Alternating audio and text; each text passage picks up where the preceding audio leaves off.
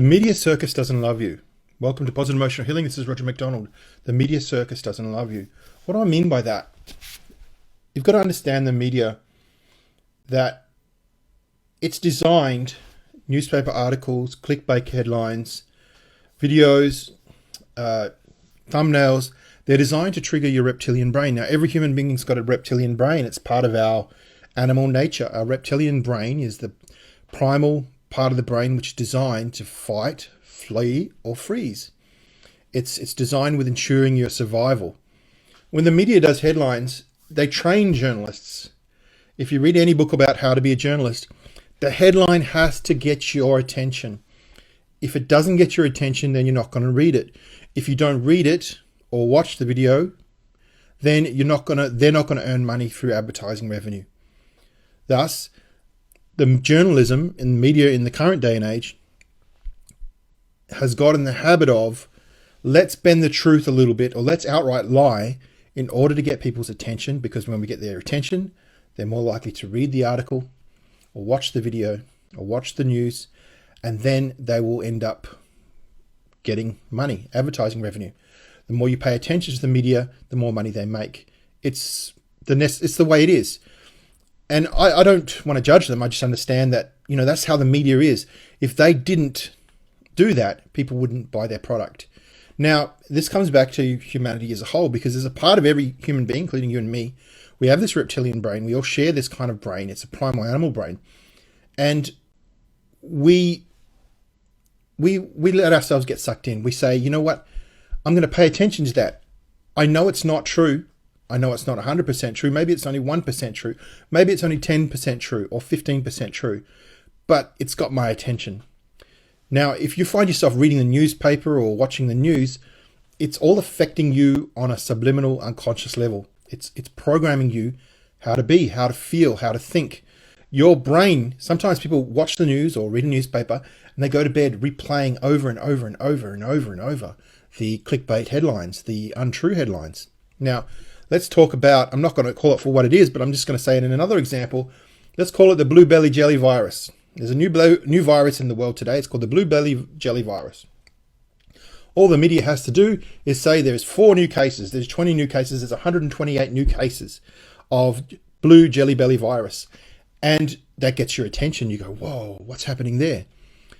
But if you read the article, go into the actual body of the report, you'll find that they don't quote sources accurately. They may not even mention the names, they will not mention the names of people unless they're a celebrity. And you don't really know for sure whether you're being told the truth or not.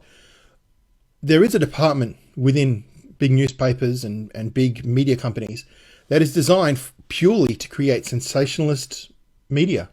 They think about, what can I write that would be controversial, that would get people's attention, that would make people take notice, and that would cause get people's attention, think, oh wow, this is really happening.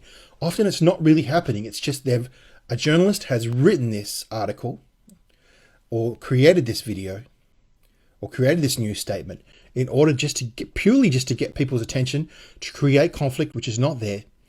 And we as human beings, because we love drama, we love binge watching, we love our Netflix and all those we love our fantasy. Human beings are so caught up in fantasy, whether it's video games, whether it's television series, whether it's movies. And that's just how human beings are. Everyone likes a little bit of drama.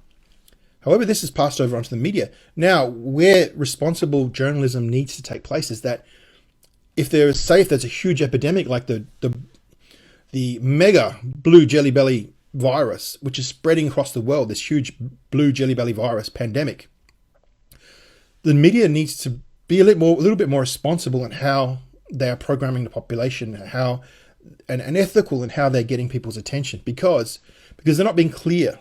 They're not being clear on whether it's a suspected case or whether it is actually a case of triple blue jelly belly virus. They're not being clear, and that ambiguity can cause people stress, can make people depressed, can make people really negative and suicidal, and panic and think the world is ending.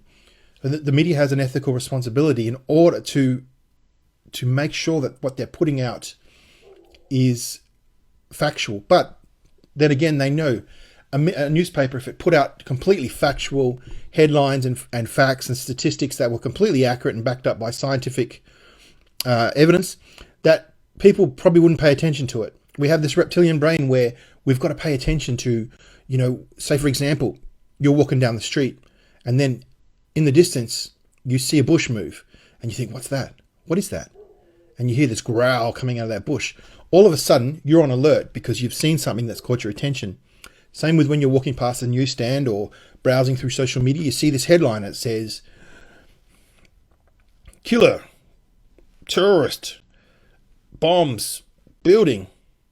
And then then you go, whoa, what is that? Because your brain goes, I'm in danger. This could be vital for my security and survival.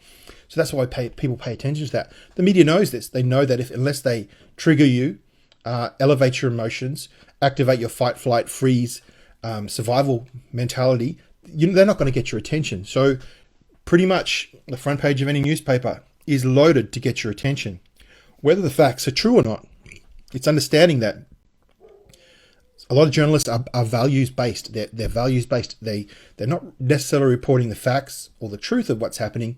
They're just reporting an angle. They're reporting their agenda, and they're giving clickbait, sensationalist, reptilian brain activating survival headlines to make you read it and make you watch it. So it's just to understand that I'm not saying don't believe everything that's in the media. I'm not saying it's all BS. I'm not saying it's all lies. I'm just saying that when you see a headline like that, you've got to understand that they're deliberately writing the headline or announcing the headline in a manner that gets your attention. It may not be true. It may not be even 1% true. It's very rare that it's true what they're saying, unless they say there is a volcano erupting 2 kilometers from your house. And you can look out your window and you can see a volcano erupting 2 kilometers from your house. Then you know that that's 100% true. They've said the truth. But then they've got to spin it. They've got to add their bit. They've got to sensationalize it. They've got to create conflict. They've got to create drama. They've got to create a villain. They've got to create a hero. They've got to create a narrative which gets people attention because we love stories. Culturally, we're programmed with stories. We love stories. That's how we've passed on information for thousands of years. It's through stories, whether written or verbal. And now through obviously through pictures and videos and movies and stuff. We love stories. We love drama.